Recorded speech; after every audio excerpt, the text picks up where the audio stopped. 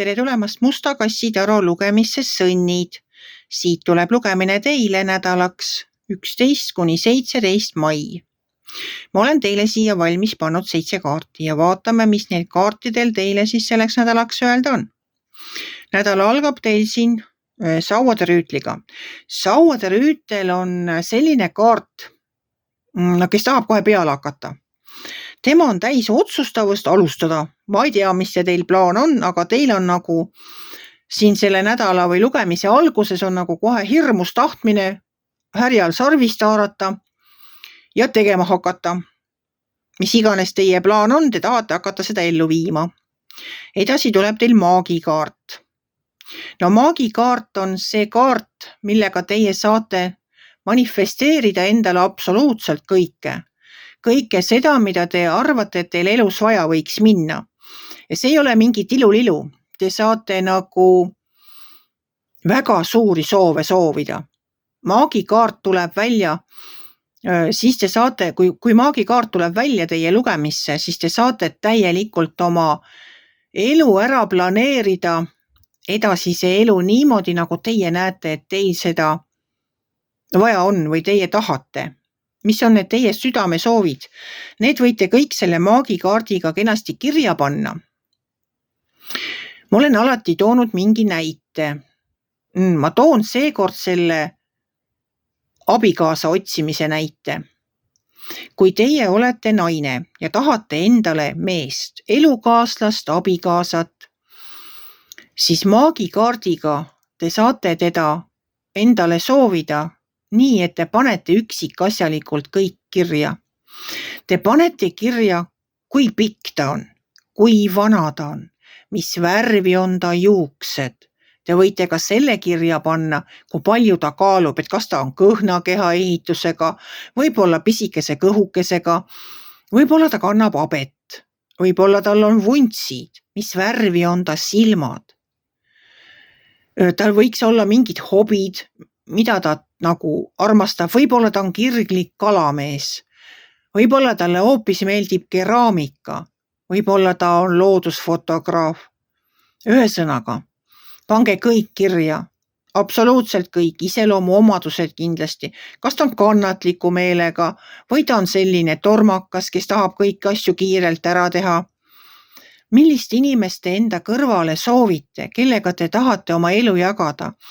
Te peate kirja panema nii peensusteni, te võite lausa kinganumbrini kirja panna. Te võite panna kirja ka selle, mis on tema lemmiktoit, mis on tema lemmikvärv, mida talle üldse meeldib teha, kuidas ta teisse ja lastesse suhtub. Mida täpsem te olete, seda kindlamalt saab universum täita nagu kõik need tingimused.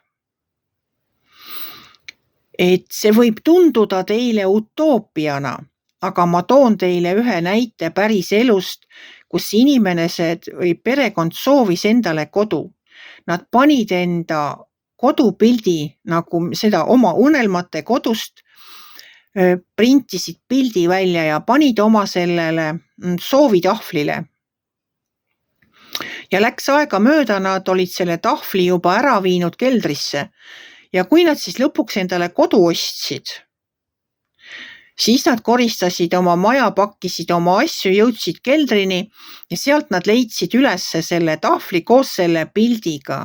Ja see ei olnud sarnane maja, mille nad endale ostsid. See oli seesama maja, täpselt seesama maja, millest nad pildi olid välja printinud. Saate aru, universum täitis täpselt selle, see kodu polnudki sellel ajal veel üldse müügis. Et nad olid ära unustanud selle ja maagikaart, see toimibki niimoodi, et te panete oma soovid kirja nagu üksikasjalikult, nii põhjalikult kui vähegi võimalik. Panete kirja, foldite selle paberi kokku, panete selle kuhugi ära, te võite talle teha ilusa ümbriku, panna ümbrikusse ja kusagile karpi ja unustate ta ära. Ja siis, kui hakkab universum teie soove täitma, vaat siis te näete, teil tuleb see meelde, et vot seda ma tahtsin. Aga tuleb olla üksikasjalikult kirja panna. sest muidu te saate küll mehe, aga tal ei pruugi olla need iseloomuomadused.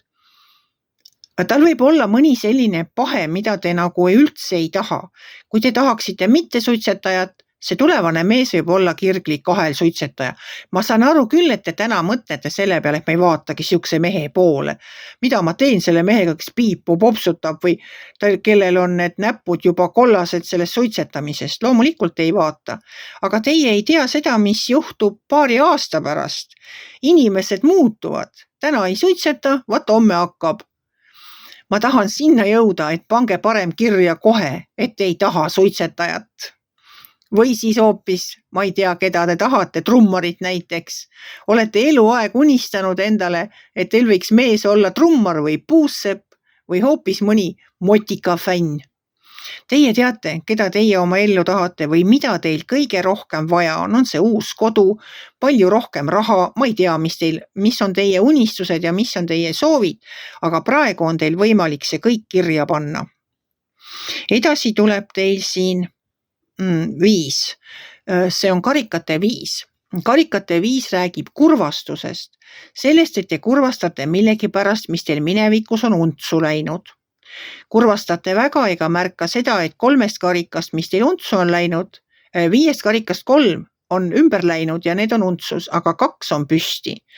Et need 2, nendele tuleks seda tähelepanu rohkem pöörata. Siis on teil siin väljas ka keisrikaart. Ja siis on teil veel siin müntide 2. Müntide 2 räägib tasakaalu leidmisest töö ja puhkeaja vahel.